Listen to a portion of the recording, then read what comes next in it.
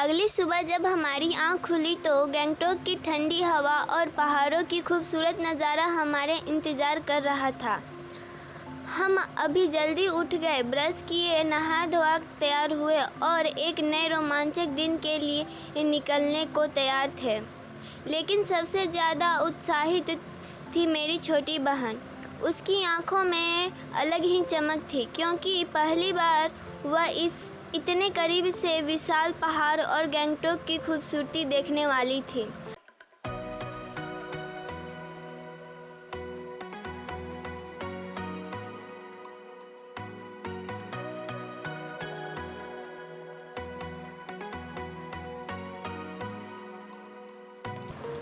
थोड़ी ही देर में हमने होटल से चेकआउट किया और गंगटोक साइट सीइंग के लिए 2 गाड़ियां बुक कर ली।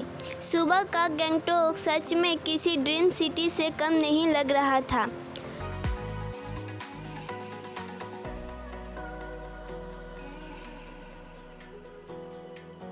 सड़क के किनारे कतार में लहराते तिरंगे पूरे वातावरण में देशभक्ति का एहसास भर रहे थे।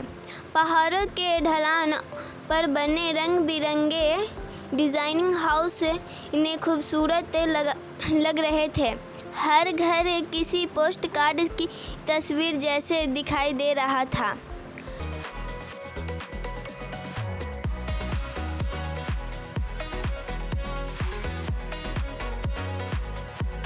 घुमावदार सड़कों पर लगातार ऊपर चढ़ते हुए हम सचमुच पहुंच गए अपने पहले डेस्टिनेशन।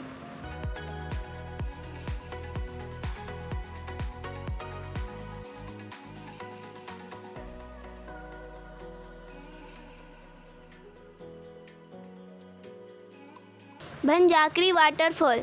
जैसे ही हम अंदर पहुंचे, झरने के गरजने दूर से ही सुनाई देने लगी। ऊंचाई से गिरती पानी, चारों तरफ फैली हरियाली और चेहरे को छूती ठंडी फुहारें इस जगह को किसी फेरी टेल जैसे बना रही थी।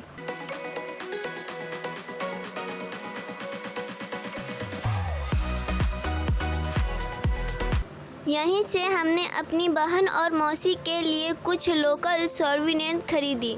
सबसे अच्छी बात यही थी कि सामान काफ़ी अच्छे और किफ़ायती थी।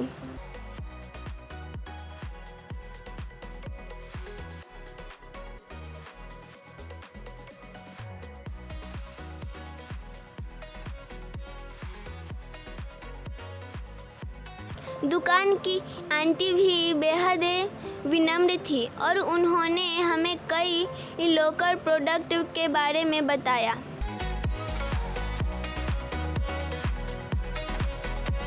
कुछ देर यहाँ बिताने के बाद हम वापस कार में बैठ गए और निकल पड़े गंगटोक के सबसे खूबसूरत आध्यात्मिक स्थलों में से एक, चोटेन मोनास्ट्री।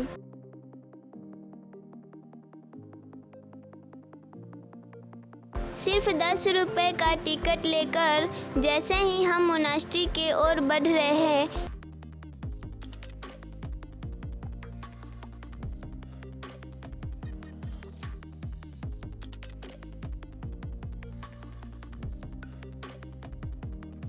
हम उसकी भव्यता देखकर हैरान रह गए।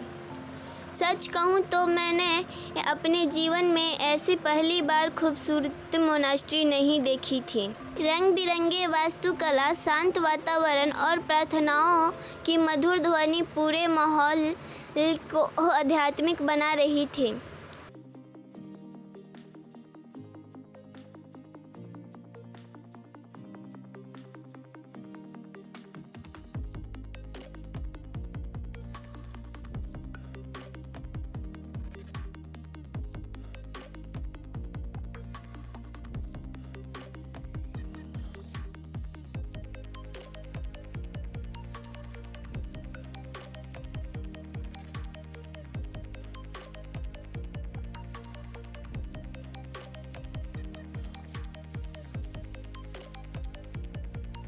पूरा परिवार पेयरविल घूमने लगा। जैसे घूमते समय एक अलग ही सकारात्मक ऊर्जा महसूस हो रही थी। वहाँ एक विशाल फेयर व्हील भी था। यहाँ से निकलने से पहले हमने आइसक्रीम खाई।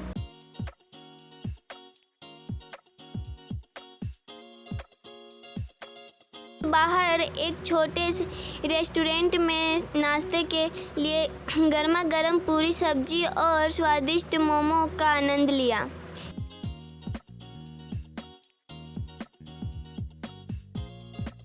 इसके बाद हम पहुंचे तासी व्यू पॉइंट।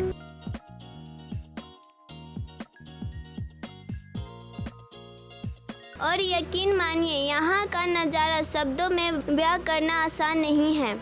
जहाँ तक नज़र जाती है वहाँ सिर्फ पहाड़ ही पहाड़ दिखाई दे रहे थे। यहीं पर मैंने और मेरी छोटी बहन ने सिक्किम की ट्रेडिशनल ड्रेस पहनी। हम दोनों ने खूब फ़ोटो खिंचवाई और कुछ देर के लिए खुद को किसी सिक्किम फैमिली का हिस्सा महसूस किया। यहाँ छोटे छोटे लोकल शॉप भी लगी हुई थी, जहाँ handmade items, वॉलिंग clothes, kitchens, magnet और ट्रेडिशनल सिक्किम गिफ्ट्स बिक रहे थे। अब हमारी अगली मंजिल थी प्लांट कंजर्वेटरी। अंदर पहुँचते ही ऐसा लगा जैसे रंगों की दुनिया में प्रवेश कर गए हो। हर तरफ अलग अलग प्रकार के flower, decorative plant, rare species देखने को मिल रही थी।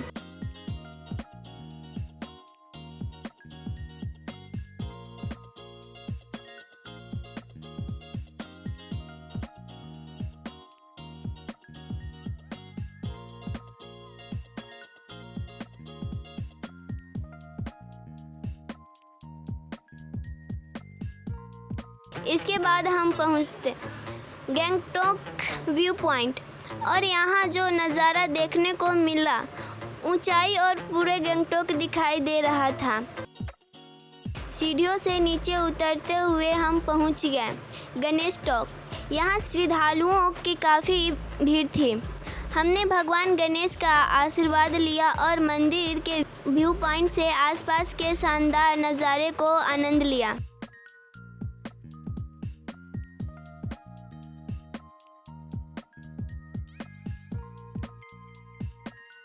हालांकि भीड़ ज़्यादा होने के कारण हमने ज़्यादा समय नहीं बिताया और आगे बढ़ गए एंची मोनास्ट्री।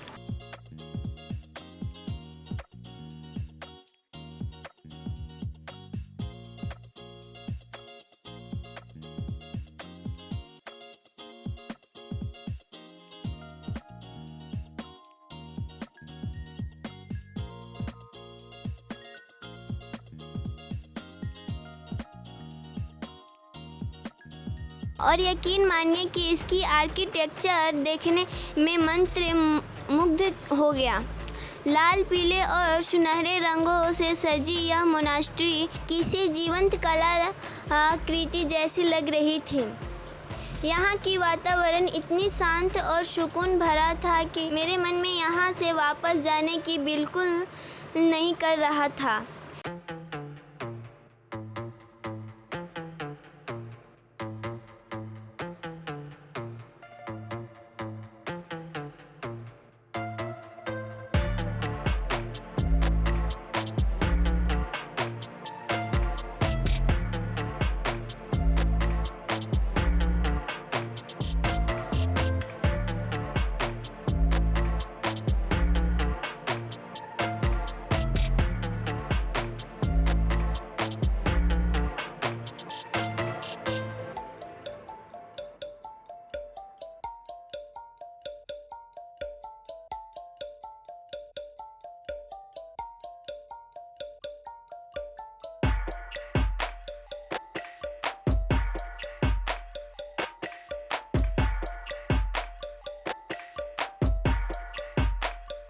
ऐसा लग रहा था जैसे समय यहीं थम गया हो, लेकिन यात्रा अभी खत्म नहीं हुई थी। हमारा अंतिम पड़ाव था ऑर्चिड गार्डन।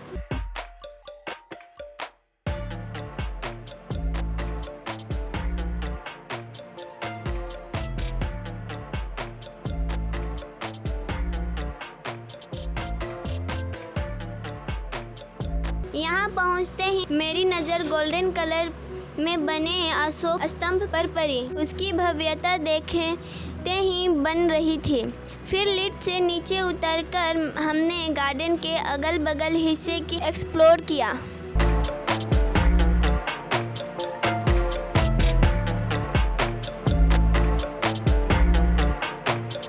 यहाँ की हरियाली, फूलों की सुंदरता और शांत वातावरण ने दिन भर की यात्रा को एक यादगार अंत दिया और इसी के साथ हमारा गंगटोक साइट सीइंग टूर समाप्त हुआ। लेकिन दोस्तों, कहानी अभी ख़त्म नहीं हुई है, क्योंकि यहाँ से हम निकल पड़े एक और खूबसूरत सफ़र पर, दार्जिलिंग की ओर।